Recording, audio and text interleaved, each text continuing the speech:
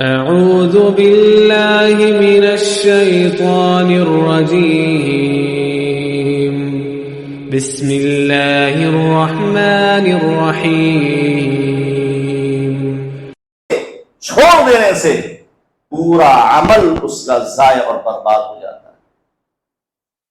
تصور کیجیے ہماری نمازیں کہاں چلی جاتی ہیں، ہماری عبادتیں کہاں چلی جاتی ہیں۔ یہ رمضان کے مہینوں میں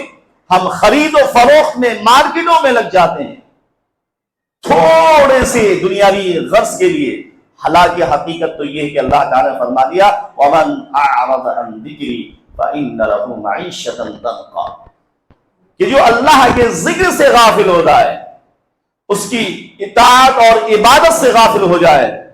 نماز اور ذکر و اذکار سے غافل ہو جائے، تو دنیا کی زندگی اللہ اس کی تنگ کر دے گا۔ آپ چاہے کتنے بھی مال کمادار ہو جائے، چاہے کتنے بھی دولت کما لے، لیکن دنیا کی جو زندگی ہوگی نا وہ آپ کی تنگ کر دی جائے گی۔ اور پھر وَنَحْشُرُهُ يَوْمَ الْقِيَامَةِ أَعْمَى، اور جب قیامت کے دن اللہ رب العالمین اٹھائے گا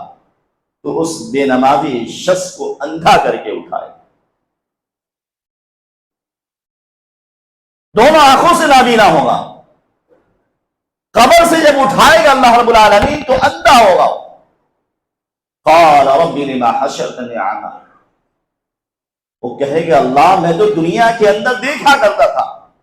کاروبار، تجارت، خرید و فروخت، بیوی بچے سب کو دیکھا کرتا تھا، آج تو نے مجھے اندھا کر کے اٹھایا۔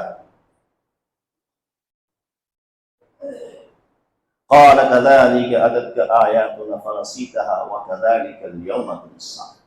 اللہ کہے گا کہ جب تمہارے پاس میرے احکامات آتے تھے، جب تمہارے پاس کتاب اللہ اور سنت رسول اللہ کو پیش کیا جاتا تھا،